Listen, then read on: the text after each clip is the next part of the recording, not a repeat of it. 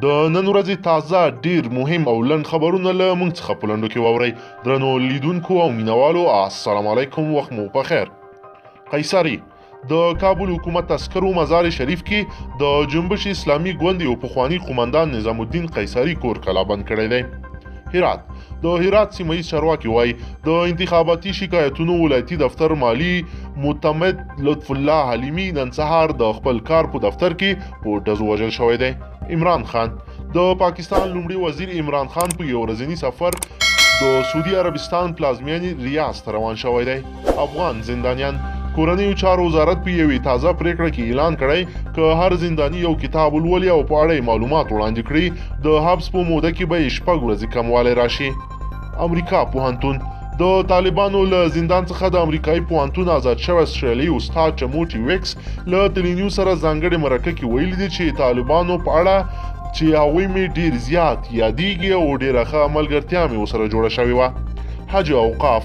حج او اوقاف وزارت وایي د مخابرات او معلوماتي ټکنالوژۍ له وزارت سره هوکړې ته رسیدلی چې تر دې وروسته به د هغو کسانو نوملیکنه په انلاین بڼه ترسره کوي چې غواړي د حج لپاره سعودي عربستان ته ولاړ شي. ایران د امریکا د بهرنیو چارو وزیر مایک پامپیو د ایران له خوا هغه راکټي بریدونه غندلي چې د عراق پلازمینې بغداد یو هوایي ډګر ته څیرمه یې ترسره کړي دي. پامپیو ایران ته خبرداری ورکړې چې که په دغه هیواد کې میشتو امریکایي پوځیانو او یا عراقي ملاتړ ته تاوان ورسیږي سخت ځواب به ورکړي. غزني په قرهباغ ولسوالۍ کې طالب وسلوالو د سیمه‌ییزې اردو 25 سرتیري وژلي دي.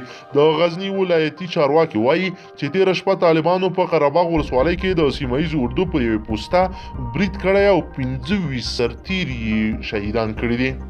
عبدالله په مشرۍ د ثبات او همپالنې انتخاباتي ډلې پلویانو نن په مزار شریف ښار کې لاریون وکړ او د ولسمشرۍ ترسره شوي انتخاباتو د نتایجو په اعلان کې د شفافیت غوښتنه وکړه.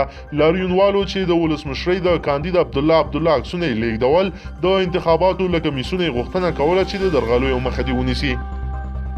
ټاکنې پر انتخاباتو د څار یو شمېر بنسټونه او حقوق پوهانو په انتخاباتي مسایلو کې د ملي یووالي حکومت د رهبرانو له لوري له دولتي امکاناتو استفاده د قانون خلاف بولي.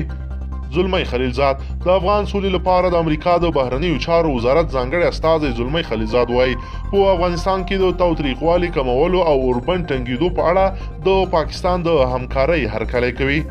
ملګري ملتونه د پناه غوښتونکو په اړه د لومړي نړیوال کنفرانس پر مهال د ملګرو ملتونو د مهاجرت ادارې ویلي چې اروپا کې د پناه غوښتونکو زیات شمېر د افغانستان وګړي دي. د ادارې د افغان مهاجرینو او بې ځای شویو د لاسنیویو او ملاتړ غوښتنه کړې ده. خیبر پښتونخوا په ټانګ سیمه کې د ملیشي ځواکونو پر یو ګاډي برید شوی او پکې سپاره 4 سرتیري وژل شوي دي او 2 نور ژوبل دي. د برید پر مهال نښته هم رامنځته شوې ده خو بریدګر له سیمې څخه تللی دی. افغانستان سوداګرۍ او صنایع وزارت وایي چې تر اوسه د هوایي دهلیزونو له لارې په زرو الوتنو کې د 220 میلیونو ډالرو په ارزښت 10,000 ټنه بیلابیل توکي نورو هیوادونو ته صادر شوي دي. پاکستان د بهرنیو چارو وزیر د امریکا له ځانګړي استازي زلمی خلیلزاد سره په لیدنه کې ژمنه وکړه چې افغان سولې پروسه کې د اسانتیا برابرولو په برخه کې خپل رول ته ادامه ورکوي. پکتیکا د کرنې اوبو لګولې او مالدارۍ ریاست وایي د پروسه کال په پرتله سږکال د پکتیکا د مڼو حاصلات ښه شوی و او نږدې 40,000 ټنه مڼې ترې راټولې شوي دي. برېښنا د افغانستان د برېښنا شرکت مسؤلین وایي له یوې لویې لسیزې وروسته یې د نغلو برېښنا کوټ ټول توربینونه فعال کړل.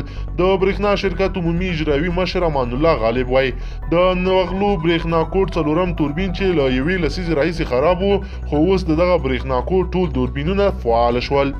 برېټانیا محافظه کار ګوند چې لومړی وزیر بوریس جانسن یې هم غړی دی د دې هیواد په پارلماني ټاکنو کې په غوڅ اکثریت بریا خپله کړه. درنو لیدونکو، که چیرې غواړئ چې له تازه مهمو او زیاتو لنډو خبرونو څخه ځان هره شپه او هره ورځ خبر کړئ، زموږ چینل د سره سبسکرایب کړئ، ویډیو لایک کړئ.